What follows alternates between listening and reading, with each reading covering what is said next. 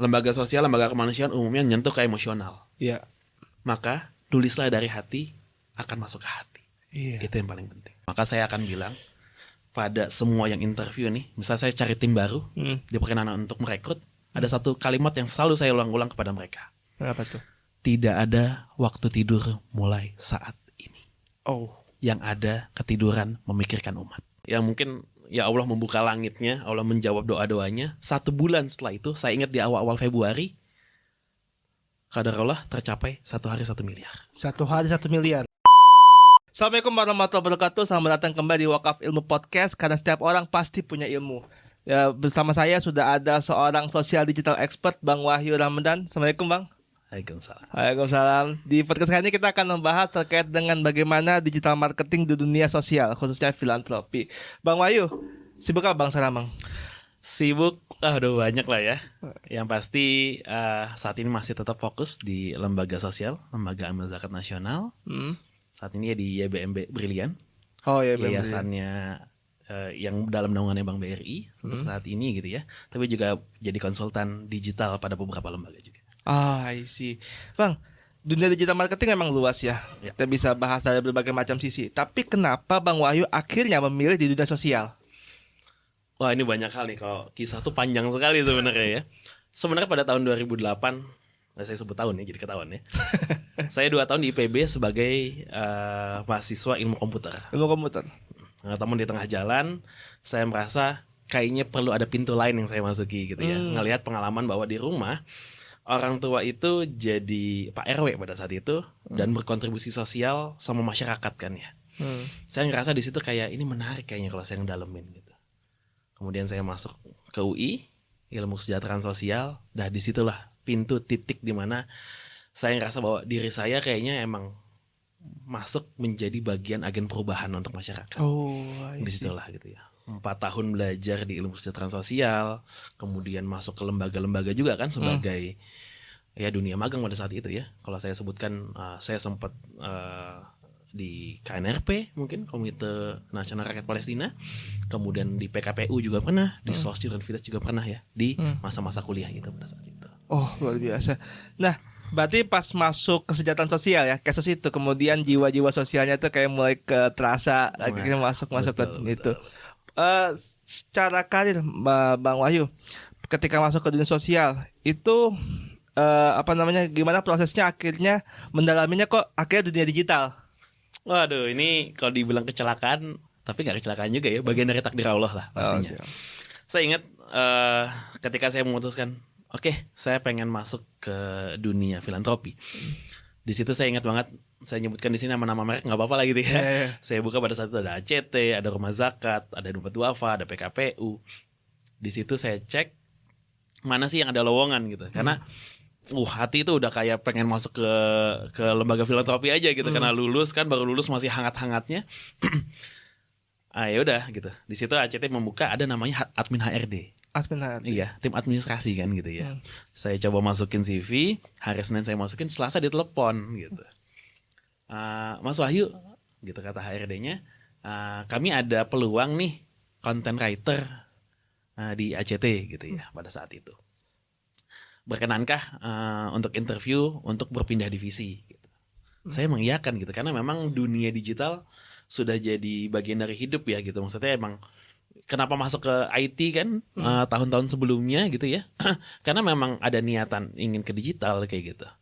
Karena kita semua pasti tahu ya kalau zaman dulu tuh ada Friendster, sebelumnya ada Yahoo Messenger, sempat ada Mic33 dulu kalau tahu kan, saya juga ikut tuh, kayak punya semangat lah ke dunia digital gitu. Nah kemudian mulai masuk tuh, mulai semangat juga ke komunitas, tapi sebagai content writer ya. Ada komunitas reptil, Aspera gitu. Saya banyak bikin konten di sana dalam hal kebinatangan gitu ya. Kemudian nggak lama dipanggil juga tuh, ikut tuh zaman-zamannya 2012 tuh pemilu lah ya, mulai banyak gitu kan ya. Ya salah satu partai ngajak nih, mau nggak jadi konten kreatornya gitu. Mulai masuk lagi tuh sama wali kota gitu. Ada calon wali kota di Depok. Tahun 2015 belum punya akun sosmed gitu. Ya saya jadi admin ya pada saat itu gitu.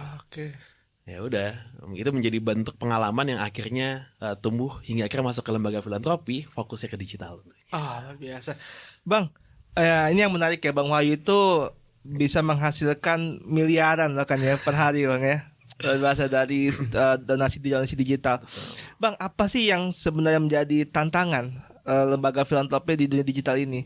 Apakah memang apa namanya sulit nggak sih kemudian mendapatkan digital donation itu? Oke, yang pertama adalah gini. Kita harus tahu bahwa kita hanya bisa berikhtiar. Ya Allah yang menggerakkan seseorang mau berdonasi atau enggak gitu ya. Sehingga satu hal yang saya selalu bilang ke teman-teman bahwa ingat kita bukan jualan barang. Barang lu jualan HP, ya udah jual harga murah, promosi yang banyak, orang ingin sesuai, dia akan beli gitu. Sosial nggak bisa kayak gitu. Lu harus punya beberapa hal. Hingga akhirnya dulu saya bersama teman-teman bikin sebuah funneling sendiri khusus filantropi. Apa sih yang harus dilakukan sama lembaga filantropi supaya memang dia orang lain bisa tertarik untuk bisa berdonasi di dia gitu. Yang pertama adalah funnelingnya, kan kalau di tempat lain tuh biasa ada awareness, consideration, conversion gitu ya, atau AIDA, AISAS dan teman-temannya gitu ya. Saya rasa awareness itu kurang gitu. Makanya dibikinlah kami coba funneling filantropi funnel ini. Yang pertama adalah ilmu. Yes, teman-teman lembaga-lembaga sosial yang baru berdiri, yang baru merintis, bahkan yang besar sekalipun harus ingat, teman-teman jual jasa bahasanya, dan orang akan paham akan ibadah tersebut ketika sudah punya ilmu. Maka tebarkanlah ilmu. Makanya saya senang nih ada event-event seperti ini nih, kegiatan podcast wakaf ilmu. Itu yang pertama. Jalan pertama untuk bisa lembaga sosial masuk ke dunia digital adalah ilmu. Kita ilmui masyarakat sebanyak-banyaknya, kita ilmui umat sebanyak-banyaknya. Tahap pertama ilmu. Masuk keduanya adalah bagaimana kita bisa membuat sebuah niat. Oke, setelah punya ilmunya, kita hadirkan niatnya. Apakah kita harus jualan langsung ngasih rekening? Ya enggak dong.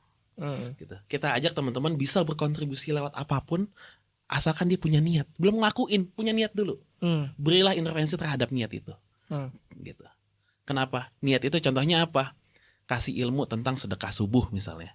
Kasih ilmu tentang bagaimana ilmunya sudah ada, kemudian ayo coba terapkan misalnya seperti itu. Menghadirkan niat.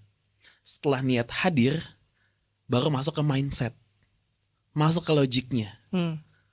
Kalau niat itu kan beda-beda orang ya. Kenapa sih lo sedekah? Nggak tahu ya. Kalau Jumat tuh kan gara-gara ada tromol di depan muka, ya gue masukin aja. Gitu.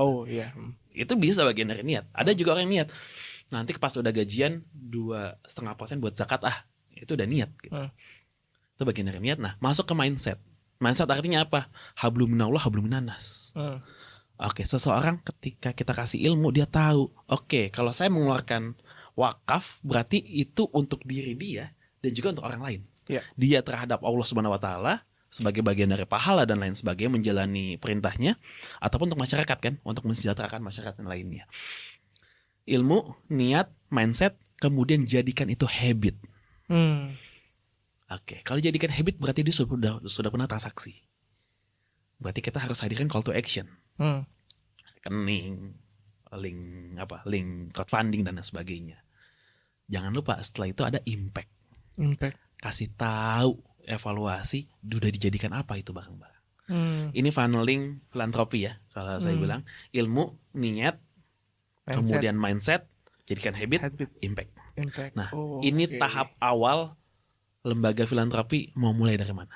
Untuk di hal digital ya. Bukan digital lah, semua marketing lah kayak gitu. Oke. Berarti ya kita coba simpulkan ya, ilmu, kemudian masuk ke memunculkan niatnya, masuk lagi ke masukkan mindsetnya, habit, baru impact. Luar biasa. Nah, bicara soal tadi ya, kita masuk ke ilmunya. Ilmunya itu apakah memang kayak semacam dakwah-dakwah itu, atau ada yang lebih krusial nggak selain memang kita harus kayak mendakwahi, kayak kasih ceramah ustadz gitu ya? Oke. Ya ini akhirnya beda-beda nih. Kita akan banyak fokus bahwa gini, kita nggak bisa memberikan semua ilmu ya. Setiap lembaga pasti punya kekhususan masing-masing. Yeah. Mungkin di sini wakaf sukses akan lebih banyak fokus ke wakafnya. Yeah. Berarti edukasi tentang wakafnya. Tapi bukan hanya itu. Yang paling penting adalah teman-teman bagaimana bisa jadi top of mind di bidangnya. Yeah.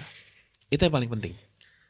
Sosmednya teman-teman kalau digital biasanya nggak jauh-jauh dari sosmed ya. Tapi nanti saya akan gambarin kalau teman-teman ingin punya lebih lengkapnya ekosistem digital seperti apa nanti kita bisa bahas ya. Tapi hal yang paling utama adalah top of mind-nya itu. Top of mind. Saya selalu ingat gitu. Dulu ketika masuk ke dunia digital, masuk ke sebuah lembaga sosial, ketika ngomongin di Instagram, apa sih yang ada di posting?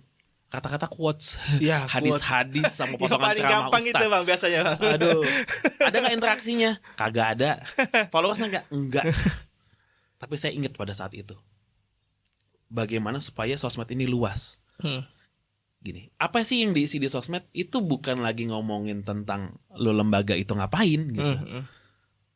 Orang bosen coy itu gitu. Itu kan hygiene aja gitu. Jadi kalau ada piramida terkait tentang konten, hero, hub, hygiene itu pertama yang harus dicek sama teman-teman.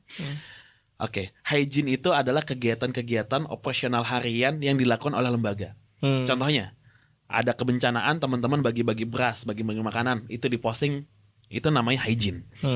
Konten yang sekiranya itu bisa menjawab pertanyaan-pertanyaan jadi followers. Orang sudah kenal, maka dia kasih tahu aktivitasnya apa. Tapi kalau orang belum kenal gimana? Masuk ke atasnya. Ada namanya konten namanya hub. Konten hub ini orang lain nggak kenal sama lembaga teman-teman, tapi tiba-tiba diposting oleh orang lain. Diposting sama influencer, diposting sama akun-akun informasi. Orang lain sukanya sama artis ini, tapi yang relevan sama lembaga kita. Oke, itu yang harus didesain berikutnya. Bukan hanya kontennya, tapi siapa yang membawa kontennya. Itu adanya di hub. Tapi jangan lupa, ada paling puncak namanya hero. Sebuah hal yang besar. Nah, orang nggak niat apa-apa, buka HP, tiba-tiba muncul iklan. Tiba-tiba muncul di halaman pertama, trending dan yang lain. Nah, ini juga harus dikonsep. Oke. Kepada orang yang nggak kenal sama sekali sama kita, tapi kita paparkan hingga akhirnya dia tertarik. Kemudian dia punya ketertarikan pada sebuah artis, sebuah influencer, dia ngebahas tentang lembaga kita, dia jadi nge-follow kita. Ketika sudah nge-follow, kita kasih konten-konten hygiene. Aktivitas kita. Nah, ilmu itu tidak jauh-jauh dari poin-poin itu. Oke ya. Jadi kalau cuma ngomongin tentang hadis, ceramah dan yang lain, tapi sedangkan posting cuma sendirian, nggak ada kolaborasi, nggak ada hub, dan tidak dibikin video yang memang proper, yang menarik, nggak ada yang akan suka gitu. Tapi di sisi yang lain bahwa teman-teman juga nggak bisa serampangan gitu. Kalau akunnya Ustadz jelas banget Ustadz dan materinya. Tapi kalau emang lembaga ngapain gue cari ilmu di lembaga, emang tujuannya buat ujung-ujungnya juga jualan gitu. Nah itu juga nggak menarik kok gitu. Makanya ini yang saya selalu menggambarkan bahwa akun sosial kita tuh harus hidup. Media sosial itu media untuk bersosialisasi. Itu kunci utama yang harus cek, bahwa kita harus ngobrol. Masalah ada duit atau nggak ada duit itu belakangan ya. Kalau saya bahkan bilang digital marketing lembaga itu jangan ngomongin uang, itu belakangan aja. Gitu. Tapi yang pertama adalah bagaimana kita bisa mengetuk setiap hati masyarakat, setiap hati umat. Dengan cara apa? Kita harus bisa mensimplifikasi lu mau jadi apa, lu mau dikenal sebagai apa di akun-akun lembaga. Contohnya adalah di lembaga saya sebelumnya, fokus di kebencanaan, fokus di bantuin orang-orang miskin, prasejahtera dan lain sebagainya. Maka akun sosial medianya yang tadinya ngebahas tentang kegiatan-kegiatan, aktivitas bagi-bagi sembako dan yang lain, kita ubah menjadi media validasi informasi kemanusiaan. Seluruh dunia. Selesai. Ada bencana gempa, validnya mana? Buka akun ACT. Sampai akhirnya 1,2 juta. Saya ingat saya masuk 12.000. Dia 12.000, sekarang ya terakhir lah ya 1,2 juta. Nah, bukan hanya itu. Ketika saya masuk ke lembaga Lasnas, sahabat yatim ya di sini ya, saya sebutkan, saya bilang ke teman-teman, jangan hanya posting tentang kegiatan, tapi coba hadirkan bagaimana seluruh anak yatim di seluruh dunia ini, ketika dia pengen tahu gambaran akan dirinya, pengen tahu apakah yang dia rasakan, gak ada orang tua, gak ada bapak, gak ada ibu, itu gimana sih rasanya? Buka akun sahabat yatim. Disitulah penuh curhatan anak-anak yatim, kisah anak yatim. Nah, sekarang nih wakaf sukses mau jadi apa? Nah di situ yang paling penting akhirnya top of mind-nya di mana gitu. Karena kita kayak apa contohnya ya? Ya banyak ya gitu. Kalau kita ngomongin tentang permen kopi, ya orang akan mikirnya Kopiko misalnya gitu. Iya, Air mineral, pikirannya Aqua gitu ya. Ya boycott atau nggak boycott ini masalah mindset aja sih sebenarnya ya. Kayak gitu. Terus apalagi gitu? Mie instan ya Indomie gitu. Dan lain sebagainya. Nah, lembaga teman-teman mau disebut sebagai apa brandingnya? Itu juga paling penting di dalam sosial media. Nggak bisa semua hal di posting gitu sih. Berarti identity lembaga juga perlu dikulik ya. Ini mau dikenal sebagai apa ya? Gitu. Betul sekali. Terkait dengan tadi ya, kalau di lembaga sebelumnya kan dia memang identitas dan kebencanaan. Artinya setiap ada isu bencana, lembaga itu menjadi validasi atas isu tersebut ya untuk kita pastikan. Tadi Sahabat Yatim juga kurang lebih demikian. Nah, kalau kita bicara soal identity tadi, core, apakah kita akan mengacu ke sebuah program? Misal, suatu lembaga dia punya banyak program, ya kan? Dia punya banyak program. Nah, apakah memang untuk menjadi sebuah lembaga yang teridentity, dia harus fokus di satu program aja? Misal pendidikannya pendidikan aja fokusnya, gitu. Atau kesehatan itu kesehatan aja fokusnya, gitu nggak? Atau nggak apa-apa untuk diversifikasi berbagai macam program? Nggak apa-apa sih. Ya program memang harus banyak ya, karena memang banyak umat yang harus kita selesaikan masalahnya kan itu yang paling utama gitu ya. Ya gitu yang harus kita lihat bahwa sesanggup apa kita bekerja gitu, sesanggup apa kita bisa bergerak. Kalau program itu berarti kan kita ngomongin gini, kita mau dikenal sebagai apa, itu berbeda dengan tidak harus sama dengan apa yang harus kita lakukan kan kayak gitu ya. Oke. Itu juga dua lini yang berbeda. Ada beberapa hal kita ngomongin tentang validasi berita kemanusiaan, tapi apakah semua orang kita bantu? Ya kan enggak juga. Ada yang memang call to action-nya doa aja gitu. Itu juga it's okay gitu. Yang penting teman-teman punya kekuatan di sana. Oke. Itu yang harus. Dan masalah spesifikasi pendidikan, kemudian sosial kemanusiaan, itu semua lasnas, semua lembaga wakaf kan juga berjalan ya. Iya. No isu sih ya. Cuma memang teman-teman kalaupun emang fokus di sebuah hal, bukan berarti satu-satunya. Fokus kan nggak mesti satu-satunya. Tapi pendalaman akan program itu menjadi hal yang paling penting. Hingga satu hal bahwa gini, ketika kita ngomongin tentang sebuah konten, sebuah program, apa sih yang harus dibahas? Saya selalu bilang belakangnya biasanya ada is-is gitu. Pertama, konten spiritual. Konten spiritual itu penting. Karena teman-teman lembaga kemanusiaan atau lembaga wakaf pasti basisnya faith-based organization, tentang keimanan. Maka yang harus diangkat itu adalah tadi spiritualnya. Ada dalilnya nggak gitu misalnya. Itu penting. Kedua, emosional. Hal-hal yang memang kalau saya bilang adalah berita-berita air mata lah gitu ya. Orang bisa tertegun hatinya, kenapa sih orang ngebantuin? Ya karena memang dari mata turun ke hati kan gitu ya. Itu penting. Sehingga ini penting buat teman-teman semua di sini yang lembaga sosial. Apa sih bentuk kualitas dari konten teman-teman? Kalau dari saya cuma satu. Kalau teman-teman bikin konten terus teman-teman nangis, nah di situ kuncinya. Kalau teman-teman ngerasa hatinya belum terketuk dari baca tulisan teman-teman, dari konten yang teman-teman bikin, berarti ada yang salah. Jangan diposting. Kayak gitu. Jadi fokus program manapun boleh, asalkan yang diposting punya kualitas. Kualitasnya apa? Makanya saya dulu paling sedih kalau bikin konten tentang Palestina, tentang Suriah, tentang bencana, penuh darah kan di situ. Itu bisa gitu. Teman-teman saya, tim saya sampai bilang, Mas Wahyu, off dulu dong, izin. Saya nggak kuat bikin kontennya. Kira-kira ada nggak yang model kayak gini? Itu di teman-teman semua di sini. Ada nggak? Sampai nggak bisa bikin konten karena nggak kuat. Bayangin, nulisnya dari hati akan sampai ke hati. Itu pentingnya. Apapun programnya itu nggak penting. Yang penting bagaimana kualitasnya. Dan kualitas itu apakah pakai teori kontingius misalnya yang STEPPS dan mereka macam. No. Lembaga sosial, lembaga kemanusiaan umumnya nyentuh ke emosional. Maka tulislah dari hati akan masuk ke hati. Itu yang paling penting. Tadi ada spiritual, ada emosional. Ada satu hal lagi, rasional. Yes. Nggak semua orang mudah terketuk hatinya. Dia akan nanya, emang bencananya berapa besar? Misal kalau bencana. Kalaupun emang masalah sosial, emang ada berapa kemiskinan di Indonesia yang perlu dibahas.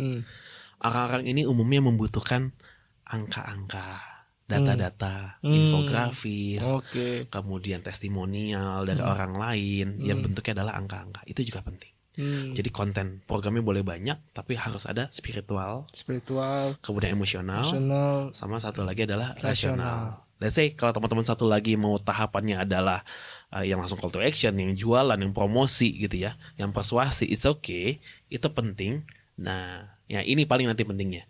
Ketika teman-teman udah jago bikin ilmu, berarti kan teman-teman harus tadi ya, dari ilmu, niat, mindset, habit. Ya sampai nanti ke impact. Nah ini yang selanjutnya, lo mau bikin apa supaya orang bisa menjadikan habit. Kayak gitu. Iya. Nah, Bang, sebagai seorang sosial digital marketing, pasti udah mengalami berbagai macam tantangan lah ya. Nah, tantangan apa yang paling berat yang pernah dihadapi oleh Bang Wahyu, dan bagaimana nge-solve tantangan tersebut? Apakah dari sisi mungkin donasi yang tiba-tiba lemah gitu ya, atau seperti apa? Oke, saya akan banyak bahas karena saya basicnya adalah content creator. Maka saya akan bahas di content creator dulu, baru nanti masuk ke optimasi dan platform tentunya. Oke, satu hal. Kalau kita ngomongin isi konten, tantangannya di mana?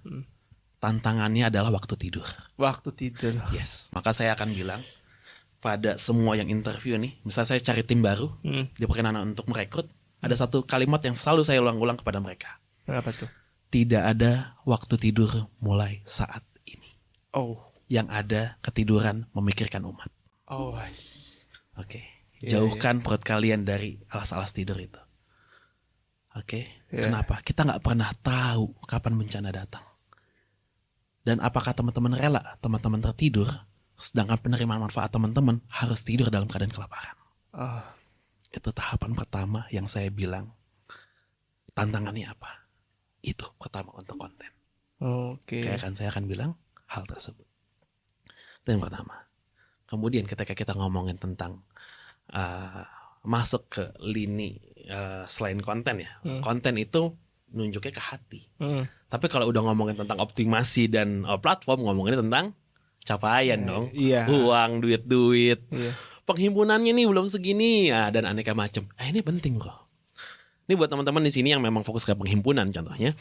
Yang memang fokus ke penghimpunan, yang memang dapat amanah di penghimpunan, di fundraising. Ada satu hal utama kalau dari saya adalah ketika teman-teman ditantang tentang uang sama atasan, tantang balik atasannya. Gimana nantangnya tuh, Bang? Oke. Saya ingat banget nih. Dulu sama teman-teman bikin sebuah platform ya. Indonesia Dermawan.id. Indonesia Dermawan. Oke. Itu lahir di tahun 2019 bulan September. Tanggal 10 September 2019 itu dibangun bersama teman-teman. Satu hal yang cukup menarik menurut saya, ini bottom up. Tidak diminta dari atas, bukan dari puncak pimpinan, tapi memang dari teman-teman ngebangunnya. Saat itu ada direktur IT yang bilang, yuk udah disiapin nih platformnya, udah dibeli platformnya, crowdfunding, ayo bikin gitu. Saya menjadi orang pertama yang menolak tadinya. Karena ngerasa bahwa nggak sanggup nih, kayak belum siap. Tapi seminggu saya berpikir, terus saya bilang, oke, gue iyain. Saya iyain, tapi syaratnya, yuk kita sama-sama semua berkorban. Banyak hal. Ini platform yang dibikin bukan atas dasar arahan. Jadi menambah KPI teman-teman. Siap nggak? Akhirnya teman-teman bekerja tuh. Selepas jam 5 baru ngerjain project ini. Saya ingat 3 bulan pertama itu rata-rata per harinya itu 30 juta rupiah. 30 juta rupiah per hari? Per hari di tahun 2019 yang mana crowdfunding masih belum booming pada saat itu. 30 juta per hari, berarti kan butuh waktu 3 bulan untuk mencapai 1 miliar. Nah, di saat 30 miliar itu, saya diajak untuk masuk ke rapat tahunan. Ada Renstra, Raker, dan lain sebagainya. Di situ puncak pimpinan top leader nanya sama saya, menantang. Platform yang kamu dan teman-teman bikin ini, Indonesia Dermawan.id, itu satu harinya itu bisa menampung berapa besar sih donasi masuk? Beliau menantang, apakah bisa 500 juta per hari? Tebak apa yang saya sebutkan ke dia? Apa tuh? Maaf Pak, bisa 1 miliar. Padahal kondisinya saat itu satu harinya cuma 30 juta. Tapi saya bilang, maaf Pak, bisa 1 miliar. Dan saya nggak tahu apa yang terjadi di Renstra tersebut di tanggal 5 Januari 2020. Di situ saya ingat sekali yang mungkin ya Allah membuka langitnya, Allah menjawab doa-doanya. 1 bulan setelah itu, saya ingat di awal-awal Februari, qadarullah tercapai 1 hari 1 miliar. 1 hari 1 miliar. Yes, pertama kalinya di bulan Februari 2020. 1 Februari 2020. Hampir mau menuju Covid tuh ya. Nah, disitulah titik di awal Februari tercapai 1 M, maka saya izin dong bertemu dengan top leader lagi. Iya. Izin bertemu, bilang, Pak, yang kemarin di Renstra 1 bulan lalu, alhamdulillah sudah tercapai 1 hari 1 miliar. Oh. Mohon arahan berikutnya. Beliau bilang, kalau kamu bisa menghasilkan 50 miliar di tahun ini sebelum 30 Juni. Pertengahan tahun ya? Ya, 30 Juni 2020, kamu saya jadikan direktur. Kondisinya saat itu saya lupa, saya supervisor atau asisten manager. Intinya ke direktur tuh jauh. Ya, supervisor, asisten manager, senior manager, general manager, direktur pokoknya tinggi lah. Gak mungkin kan gitu. Ya tiba-tiba qadarullah, takdir Allah, Covid di bulan Maret. Semua orang fokus ke digital. Platform sedang dikuatkan. Dan saya ingat di 31 Mei 2020 tercapai 50 miliar. Tercapai 50 miliar, belum mentok 30 Juni ya? Belum. 30. Apakah saya jadi direktur? Enggak sih. Ya, tapi ya setelah itu ada prosesnya lah. Iya. Kayak gitu kan, kali aja lompat kan nggak mungkin. Iya. Kayak gitu. Nah di situ akhirnya terus menantang.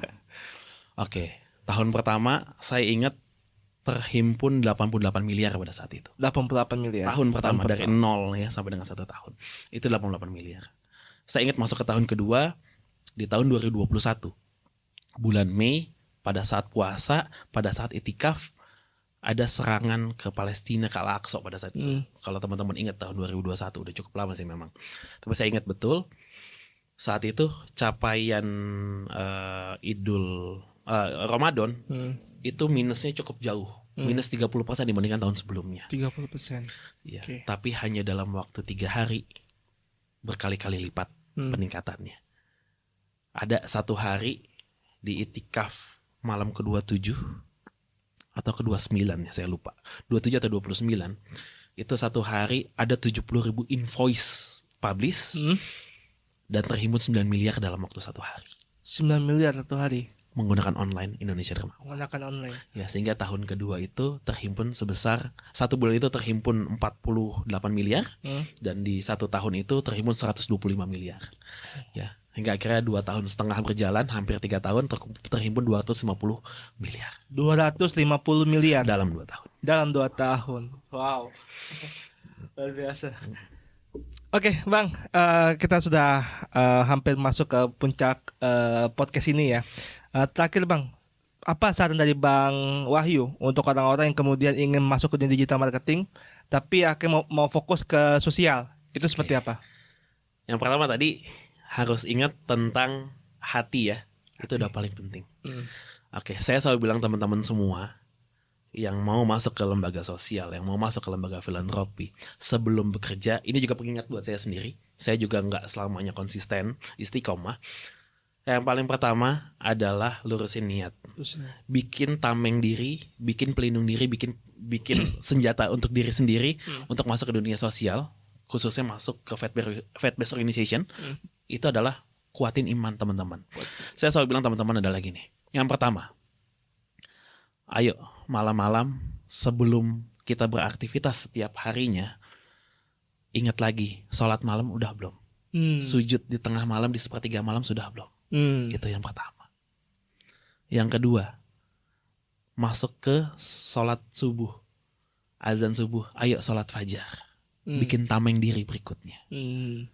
Yang ketiga, ayo sholat subuh, lebih baik jamaah, itu lebih baik lagi. Selanjutnya, teman-teman mulai. Teman-teman di sini digital marketing, berarti ngajakin orang untuk bersedekah, berwakaf, berzakat. Kita mulai sedekah pagi, teman-teman. Bikin tameng berikutnya, tameng keempat. Berangkat yang punya orang tua, cium tangan teman-teman. Oke, cium tangan orang tua maksud saya. Kalau ada keluarga, anak, ayo sayangi mereka. Tameng kelima, masuk ke kantor. Pagi-pagi, ayo mulai dengan zikir. Alamat suratan, zikir pagi, dan juga nanti pulang zikir petang. Bikin tameng berikutnya yang ke-6. Selanjutnya, jangan lupa doakan kanan kiri, depan belakang. Doakan atasan-atasan kita. Doa pemimpin itu kan doa yang diijabah. Kalau hati kita masih sedikit kotor terhadap atasan, mau jadi apa diri kita? Apalagi di lembaga sosial. Bikin tameng berikutnya hal tersebut. Ditutup dengan sholat duha. Teman-teman masuk ke kantor, sudah punya 8 tameng. Atau punya 10 tameng, tambahin teman-teman 2 apalagi. Istighfar sebanyak-banyaknya boleh. Kayak saya saat ini sama teman-teman, setiap hari pagi sebelum masuk wajib istighfar minimal 100 kali. Untuk bikin tameng teman-teman. Terus teman-teman mau sunnah apa lagi? Itu pertama. Bersihin hati teman-teman, bikin tameng yang tebal, baru kita masuk ke bekerja. Ketika masuk ke pekerjaan, apa yang dilakukan? Untuk para pimpinan lembaga-lembaga sosial, pimpinan orang yang memang punya jabatan, ya supervisor aja juga punya jabatan ya, middle management, harus ingat 3 hal untuk masuk ke digital. Yang pertama, teman-teman harus siap punya SDM yang sebanyak-banyaknya dan sebaik-baiknya. Yang kedua adalah teman-teman harus punya teknologi yang terbaik sebaik-baiknya. Yang ketiga adalah harus punya modal yang sebanyak-banyaknya. 3 poin ini teman-teman bisa masukin, digital akan leluasa. Kalau masih mikir banyak hal, SDM-nya terbatas, kemudian teknologi terbatas, kemudian modal terbatas, gimana? Hanya ada 2 syarat. Lagi-lagi, nggak masalah ya namanya. Setiap lembaga pasti punya kebatasan. Hanya ada 2 hal. Yang pertama adalah teman-teman punya lini operasional yang memang fokus pada pengembangan diri SDM. SDM nggak bisa nambah, tapi ilmu SDM bisa ditambah kan? Kayak gitu. Ya. Kemudian yang kedua, hal-hal yang dirasa membebani, coba dihitung. Contohnya, berapa kali saya konsultan ke beberapa lembaga gitu ya. Saya ingat ada cukup banyak ya. Tadi saya sebutkan sebelum kesini saya sebutkan ada Basnas Basis Jakarta, kemudian ada Yakesma, kemudian ada Gerak Bareng, ada Sekolah Relawan, ada Eldata, ada Munosoro Indonesia, ada Rahmaniyah, ada banyak. Saya selalu ingatkan satu hal terkait dengan efisien dan efektivitas. Lihat, kalau ruangan meeting nggak dipakai, lampunya matiin, AC-nya dimatiin. Contohnya, kalau penggunaan airnya ada hal-hal yang memang terkait dengan efisiensi efektivitas.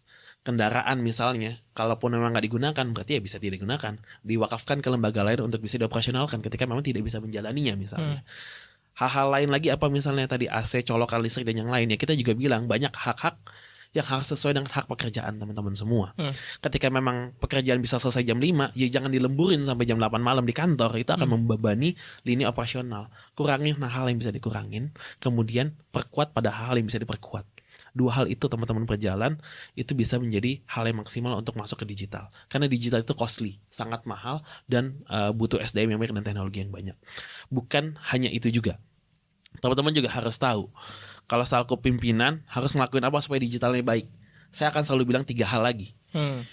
Yang pertama adalah orang yang disiplin. Teman-teman, digital itu tantangannya luas dan mahal. Maka butuh orang yang disiplin. Apa sih orang yang disiplin itu? Orang yang disiplin itu, yang paling pertama adalah gini. Saya selalu bilang bahwa untuk bisa ngebangun sebuah lembaga yang bagus, itu first who then what. Orangnya dulu, baru apanya dikerjakan. Karena kalau orang yang sudah punya niatan yang baik, orang yang niat mau belajar, lembaga ini akan sustain ke depannya. Tapi kalau isinya ngegibah, ngomongin orang, ngomongin atasan, takut sama yang namanya duniawi, potongan gaji dan yang lain, so ini berat untuk bisa jadi orang yang disiplin. Yang kedua, cara menghargai orang yang bekerja adalah dengan tidak membebaninya orang-orang yang tidak kompeten untuk bekerja dengannya. Oke. Jadi kita mencat orang itu bukan karena dia jelek, tapi karena supaya tidak membebani orang-orang yang memang bekerja dengan baik. Jadilah orang yang disiplin seperti itu. Yang kedua adalah pikiran yang disiplin. Pemikiran yang disiplin. Pemikiran disiplin ini adalah gini. Jangan FOMO lah. lembaga sebelah bikin website crowdfunding gitu. Kita bikin juga dong. Nah, misalnya lembaga sebelah ada program ini, kita bikin juga dong. Jangan FOMO. Ya seperti landak lah gitu. Jadilah seperti landak. Dia akan fokus kemampuan diri. Dia akan fokus pada hal-hal. Oke, kalau masuk ke manajerial umumnya pragmatis. Pragmatis ini kalau saya bilang hal-hal kayak gini lah. Mana sih yang menghasilkan uang lebih banyak? Ya, itu dahulukan. Gitu. Jangan fokus pada hal yang gak ada uangnya. Ada uangnya, kejar. Yang gak ada uangnya, udah tahan dulu, nggak usah. Fokus pada yang memang bisa menghimpun lebih banyak. Itu pemikiran yang disiplin. Jangan FOMO kemana-mana. Yang ketiga adalah tindakan yang disiplin. Oke, saya ngomong tindakan disiplin ini gini ya. Disiplin itu berbeda dengan otoriter. Beda dengan totalitarian atau apapun itu. Pemaksaan itu bukan disiplin. Disiplin itu munculnya dari hati. Pimpinan yang disiplin apa sih? Pimpinan yang ketika timnya bagus, capaiannya besar, dia tidak berbangga sama dirinya. Dia akan ngerasa bahwa ini kebetulan aja. Ini dari Allah kok datangnya. Kayak gitu. Itu paling penting untuk bisa ngebikin tim yang baik. Gitu. Jadi situ loh. Level manajer tadi harus siap. SDM, kemudian teknologi, kemudian modalnya. Oke, nggak ada, minimal operasional dirapikan. Kedua, diri teman-teman semua, lu pada para level manajerial juga, bapak-bapak sekalian, ayo jadi orang yang disiplin, pemikirannya disiplin, dan tindakannya disiplin. Lalu masuknya gimana ke level yang level manajerial, level bawah juga, misalnya level supervisor apa? Ekosistem digital. Ini harus teman-teman bisa jejaki satu persatu semuanya. Kan disuruh ditanya, kita mau masuk ke digital nih, mulai dari mana? Pusing kan semua. Sosmed apa kita gedein? Apa bikin website? Apa bikin platform? Oke, ini spill dikit aja ya. Yang pertama adalah own media. Media yang teman-teman miliki sendiri, ayo bangun. Bikin website. Kalau bisa bikin aplikasi, ayo bikin aplikasi. Kenapa? Karena di website ini teman-teman bisa ngelakuin apapun. Naikin posting, nurunin posting, tidak akan ada yang ke-ban. Kedua, rent media. Media yang kita sewa, yang seakan-akan milik kita, padahal bukan milik kita. Facebook, Instagram, TikTok, YouTube, LinkedIn, itu rent media. Ayo perkuat di sana. Yang ketiga adalah paid media. TikTok Ads, Meta Ads, ya Google Ads. Ayo lakukan, ayo testing dengan dana minim, rutin itu lebih baik. Paid media ataupun berbayar hal yang lain ya. Kalau di PR-ing itu ada mungkin bayar media massa, mungkin bayar artis dan yang lain. Selanjutnya adalah ada earn media. Earn media, EARN, itu media yang bukan milik kita, bukan diposting sama kita, tapi ngomongin kita. Testimonial orang lain, review orang lain. Apalagi kalau ada artis yang tidak dibayar ngomongin kita, influencer yang nggak dibayar ngomongin kita, itu on media. Oke. Ini yang harus dibangun tahap awal. On media, rent media, paid media, dan earn media. Ini 4 hal yang harus dibangun sama teman-teman. Oke, jadi level individu memahami bahwa dirinya punya keimanan yang baik dan segala tameng dan dia siap untuk belajar. Level berikutnya di supervisor, asisten manager, dia memahami tentang pentingnya yang namanya tadi ya ekosistem digital itu. Tahap berikutnya level up untuk manajerial, uppernya adalah tadi memahami tentang tindakan disiplin.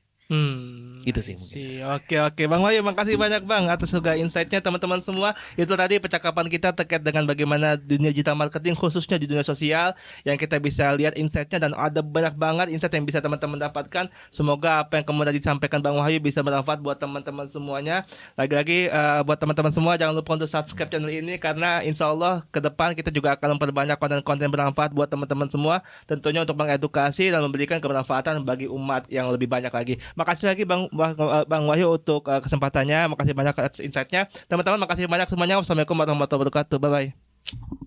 Thank you Bang.